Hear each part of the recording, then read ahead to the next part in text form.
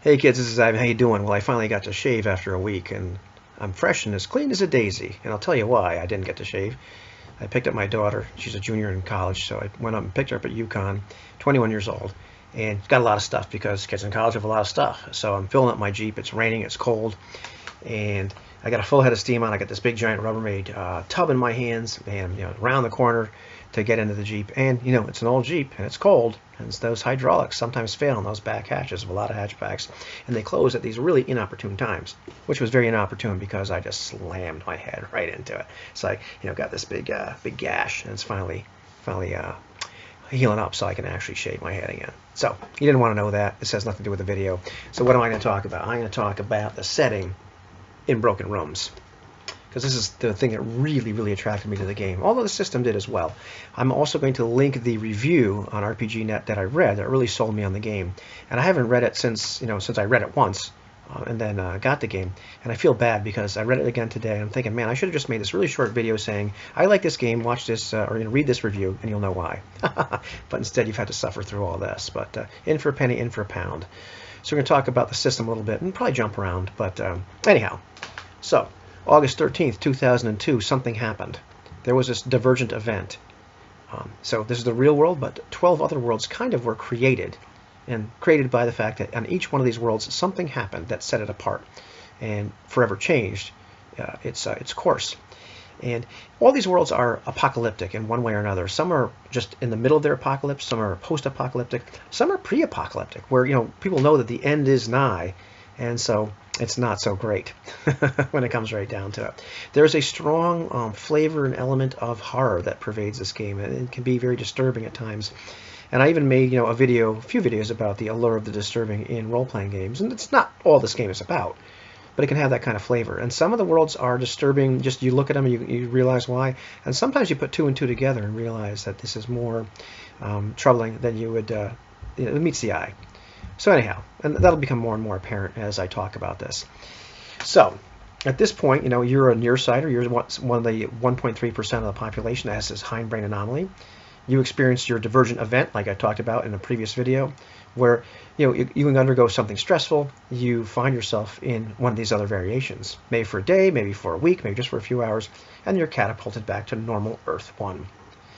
From there on in, travel between the worlds is restricted to what's called broken rooms. These are not always rooms, but they can be an awful lot. Now, these are places where two or more worlds momentarily exist in the same place. So then that one little location, all of a sudden it's a bridge between, say, Earth 1 and Earth 4, or Earth 4 and Earth 6. Sometimes they go up, from a higher world to a lower world, a lower world to a higher world, and sometimes they go down from a lower world to a higher world. Gets a little confusing because the higher the number, the lower down the well these worlds are, and the idea is they become stranger and stranger the further down you go. So Earth 6 is far more strange than Earth 2, for example. So each one of them has their own kind of little flavor. Sometimes you find broken rooms that will go both ways, and sometimes they're just one way. You need to find another one. Sometimes you need to travel quite a bit of distance to get from one to another. A lot of these have been cataloged, not so much in the game, but by organizations. And there are two main organizations that you'll run into, although there's several others, like little splinter and smaller organizations. There is one called the Regency and one called Monarch. Neither one is really altogether good, and neither one is altogether evil, although by default you're generally going to be working for, recruited by the Regency group, and the Monarch group is a little bit stranger. You can't quite figure out what they're up to. It goes into some detail in the book, and I don't want to spoil it, but there's a lot of intrigue going on in these games. So as a result, these broken rooms become very strategic, and they can be watched. There are some new ones that show up every once in a while. The other thing about broken rooms is they cycle. They're not always open, so you have to know when they open up. You can have a schedule. You can figure this stuff out, or there are ways to figure this out yourself. Sometimes based on your meridians, and sometimes based on things like analog clocks. And I don't want to go into all the details of that because this game has a lot of little fluff nuances that make it really cool. So, what are these worlds like? I'm going to go through them, as fast as I possibly can. Earth 1 is normal, so that's that. Earth 2 is called what the heck is it called? It's called Vanished. So the world is the same as ours, except on August 13th, 2002, everybody vanished except for the 1.3% of people that are nearsiders. These people are still there. Now, a couple things I should mention about this. Everybody has a variant self on every single world. Meeting your variant self can be very, very stressful. It actually has mechanical implications, and it can cause some soul damage. But that's another video about combat and damage to mind, body, and soul. But it can be pretty freaky. The other thing that happens here in Earth 2 is that, it sounds like idyllic, great, so it's, back to Eden, right? Except the world doesn't like us anymore. Animals, nature, really don't like people. Animals that normally are peaceful are prone to attacking. And if there's more than 13 people in one spot at one time, nature itself will kind of go a little bit nuts trying to get rid of them. So it is not a really nice place to go. Earth 3 is called Fall, and it's had a giant asteroid impact. And in fact, we're in the path of these, debris of the asteroid. So every August 13th, we get hit again. The world is exactly as you would imagine it. It's been completely obliterated. It's nuclear winter. People are still alive, but they live in these dismal conditions, and people are slowly going extinct. And so it's a pretty terrible place. The world is important because it's the only supply of something called fall steel, which is obviously from these meteorites, which can be very useful in some of the other variations. Earth 4 is called Invasion, and it's in the middle of an alien invasion.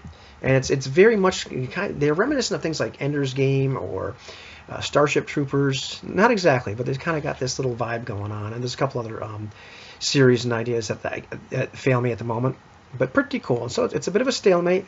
A lot of things have been destroyed. There are some countries where, the aliens really aren't. And there's a lot of martial law. And it's just, it's a world that has a problem, a big giant problem. And actually the fluff text goes into quite a bit of detail here about that world, even to the point where there's stuff called K-Tech, because the aliens are called the K-Theory, and all of their technology is biological in origin. And we've actually started to use some of their technology. One of the things that makes a lot of these worlds very horrific is the way people are acting or reacting to these events is very, very plausible. You can kind of see, okay, maybe the alien invasion isn't really plausible, but how people are reacting to an event like that is. And it can be very disturbing, as people behave in some very valiant and also very disturbing ways in times of stress like that. The other thing about that world is we know that sometime in the summer, around August of 2015, reinforcements are going to arrive from the aliens. So we know we're in big trouble. We're holding them off right now. It's a good place to mention that, August 13, 2002 is when all this started to happen. By default, the game is kind of occurring in 2012, which is, oddly, when the game was actually released. And there are rumors, and maybe they're not rumors, that on August 13, 2015, there's going to be something called convergence, where all 13 of these worlds reconverge. And some people claim to know what's going to happen, and some people don't, and some people don't want that to happen. And some people can't wait. So it's really kind of interesting. Earth 5 is called Stillborn. And the only thing that's going on in this world is every woman that's not hindbrain anomaly positive can no longer bear children. So people are they know they're going to go extinct. So as you would expect, the women that can have children are being rounded up. And also, there's a concerted effort to kind of abduct women from our world or any other world that have the hindbrain anomaly and bring them over to there to have more children. It's easy to identify them because they already know who they are on their world. And like I said, everybody's got their variant selves in every single world. So that one can be kind of bleak as well. Earth 6 is called Hothouse, and the sun is kind of going nuts. There's solar flares. The sun is getting hotter and hotter. And people are actually building arc ships. This is the only world where this kind of technology seems to exist. Or we figured out how to make ships to get the heck off Earth. Not very many people are going to make it off. But society has collapsed at that point because most people know they're not going to make it. And so it's not so nice over there. Earth 7 is called Icebox, the exact opposite. It's kind of an artificially induced ice age, but we are freezing to death, and so I don't think it's getting any worse at that point. But it's the struggle for survival across the entire Earth. Earth 8 is called Dread. It's called Dread because we know there's a black hole that's going to enter the solar system and completely destroy everything. And so there's a little bit of martial law, but pretty much society is just absolutely broken down. And so it's one of those pre-apocalyptic worlds. Everybody knows the end is nigh. So Earth 9, on the other hand, is called Dead Water. This is a zombie apocalypse world. There is a nanobot which turned into a nanovirus and was supposed to clean up the oceans, and does that okay, but it also infects humans, and it seems to have a mind of its own. So it's not your typical zombie apocalypse. Things are really, really weird, and they seem to like people with a hindbrain anomaly. They will seek you out, and by I mean they want to kill you. So pretty and some different kinds of zombies from the totally mindless. They're not dead either, and people want to save them, to ones that have been really, really altered in a pretty nasty way.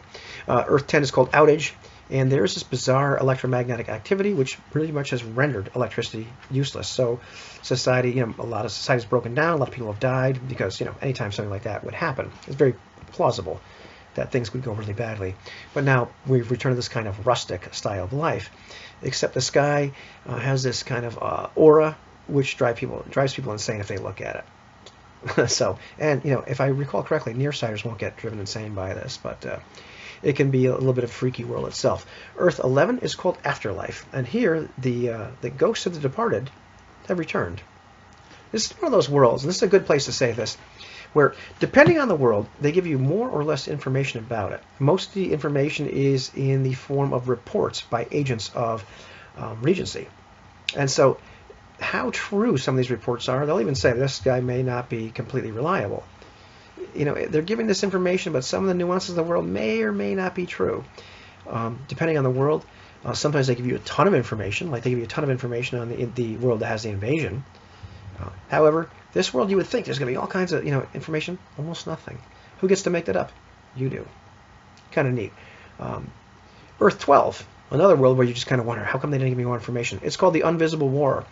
Pretty much there are these invisible monsters that have shown up, these bizarre creatures. Only children can see them, or people with a hindbrain anomaly. So the people that are defending the remaining survivors of humanity, as they scrounge out a living, have to go find food and whatnot, they're kids with guns. Pretty freaky and pretty bizarre and horrific. And talking about horrific, here's the other horrific thing that kind of just occurred to me all of a sudden. The only people that can travel back and forth through these worlds are people with a hindbrain anomaly, the Nearsiders. That means you can go to a world like Dread. Everybody knows that they're going to be killed by this black hole. You cannot take any of the normal people with you. These people are doomed to die. It can be kind of disturbing. I'll leave it at that. And Earth 13 is known as the Reef, and this place is just freaking bizarre. This is the only other world that seems to have had a longer history, because you can find debris here from a long time ago. And here's where part of it, you start to get this feeling that this has happened before. Like there have been these divergences and convergences every 13 years. That's a big part of what Monarch believes, the Monarch organization.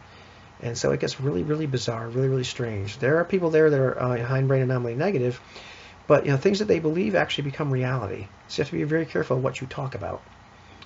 Reminds me of that Star Trek episode.